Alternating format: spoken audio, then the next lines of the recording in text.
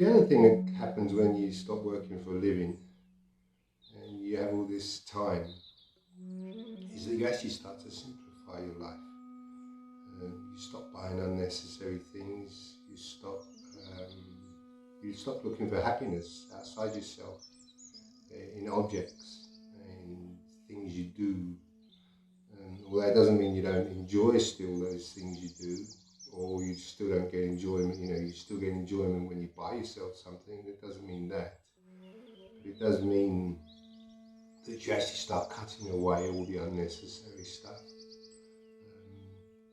And that frees you up, from the burden of accumulating stuff, because, that is one of the sicknesses in the world, is that we just keep accumulating more and more things. And it burdens us, it becomes a burden. And the minute we've got the thing, that we desire something, we go out and we buy it. The moment we got it, we stop valuing it as much as we did before we had it. And then we go through a slow process of devaluation, where slowly the thing becomes less and less valuable to us, until eventually we end up throwing it away, giving it away, putting it in a dump site, because it becomes unwanted. And you can look at everything, that you've ever bought, it pretty much follows that same pattern, because those things never had the value that we were looking for. We think that buy a new car, buy a new handbag is going to make us happy, but the moment we got it, after a moment of happiness, its value just starts diminishing, because it never had that value in the first place. So this simplification process becomes quite natural. It also becomes necessary. You can't just keep spending money on unnecessary things. So you really do kind of hone your intelligence. What do I actually need? And am I going to spend money on this? Am I going to spend energy on this? Do I actually really need it? Which is a big freeing up process, because it not only declutters your wardrobes and your house, but it declutters your mind, because now you don't have these things to be concerned about. You don't have to worry about the car or whatever object it is. They become functional. The value of the car is purely functional. It's not about the paintwork anymore, and how beautiful it looks, and how impressive it is, and do the neighbours envy you, and are you the top dog in the town kind of thing? Are you valuable? So this kind of cutting away just frees you up, frees your mind, and gives you this experience of a peace, which is basically the meaning of freedom. Freedom and peace come together. And one of the things, I was very fortunate, because I ended up moving to Cape Town in South Africa from England, and there they have a really good system, I think, of like when you buy a car, you don't have to insure it over there. You actually get an insurance that comes through. There's a tax on your petrol. There's a cost, a certain amount on your petrol cost, that goes towards an insurance fund. So if you have an accident, your physical body is covered. So the car's not covered, but you are covered for medical. Not in a private hospital, but in a government hospital, but still you are covered. So in South Africa, it's got a really good system that, if you're not using your car, you're not paying insurance. And if you use your car a lot, then you're going to be paying more insurance, because you're buying more petrol. And so it's a very fair system, I think. But, like we've learnt, or we've been taught, that you need insurance. And this is really fear-based, because, who are we insuring ourselves against? We're literally insuring ourselves against everything outside ourselves, a calamity outside ourselves. We're literally insuring ourselves against the universe. And this is this is an egoic thought. This is a hellish thought. The universe is against us. So we buy these insurance policies to protect ourselves. But we only ever really, because this is the ego thing, is the ego believes we are the body. So we need to protect the body. And in the world, this makes sense. You want to look after the body. It's a valuable commodity. And if it works and is healthy, it's an amazing instrument. And if it's not working and not healthy, it's a burden. But the insurance is it's a capitalist idea. The people that made the laws that force us to get insurance are really the ones that are profiting. They are the big organisations, the big companies that are owned by the big families that own most of the world's wealth. And these laws are passed because of these capitalist agendas, from these large corporations that are owned by large, money-making families. And so, we believe that insurance is necessary, but it's actually not. So when I moved to Cape Town in South Africa, I didn't have insurance. I had vehicles for 30 years. Sometimes I had 3 vehicles, never insured any of them, never had a problem, never had an accident. I never even insured my house. I bought a house and I never insured my house, I don't know if that is legal, because there are laws, maybe there's laws there about you must insure your house, I don't know, but you didn't need to insure your car, that's for sure. And I never insured my house.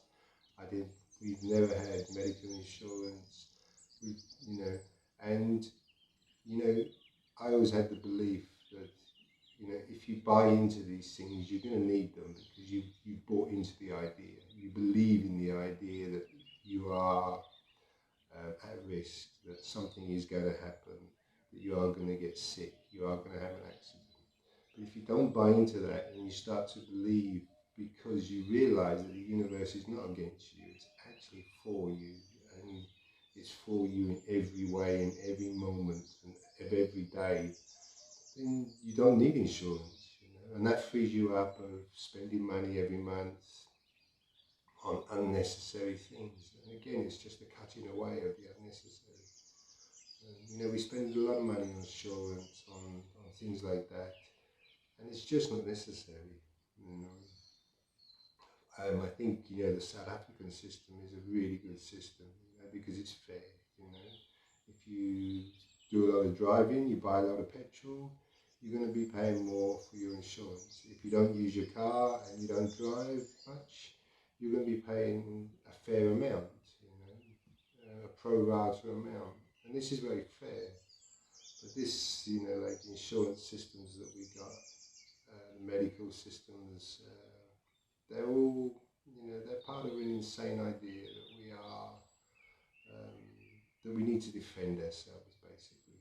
And again, defense and attack are the same thing. We only defend ourselves against something we believe is attacking us. So if we believe the universe is attacking us, we need to take out insurance. And this is, again, like I say, this is an egoic idea. It's a hellish idea that you're in hell. It's an evil idea.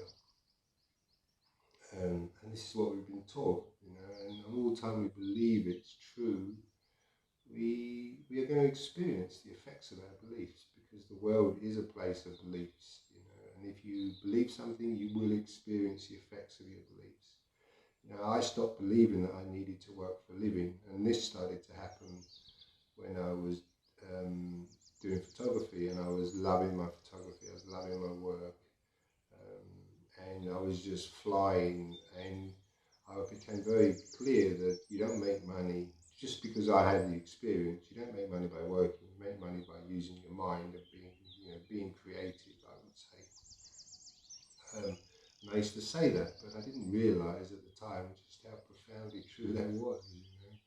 You're not going to get abundance by working, because there's many people that work and they're not abundant, and they work hard and they're not abundant. And the people that really have the most money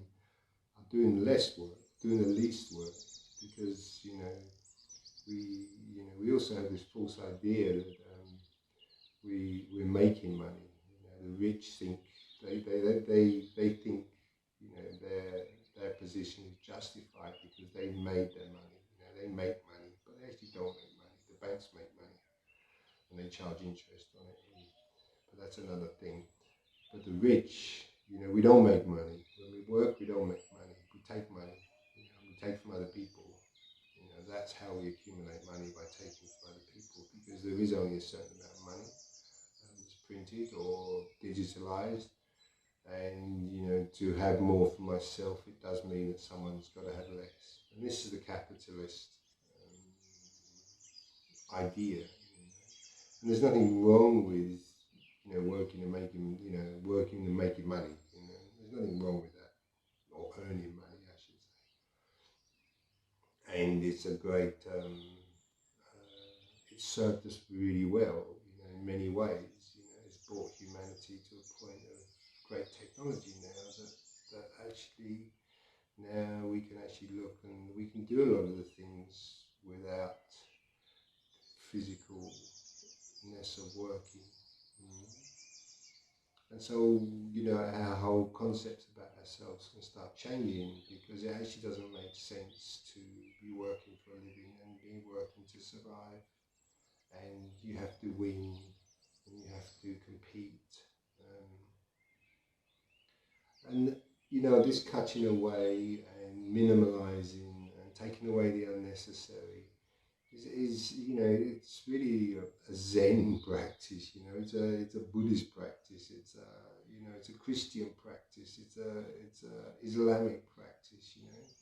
You basically take away all the stuff that is not, I would say, good. That is not good. That is not necessary. That is, eventually you're cutting away all the stuff that is false. And the concept of the ego is false, is a false concept. So you're cutting away all the egoic stuff. You're cutting away all the demonic stuff.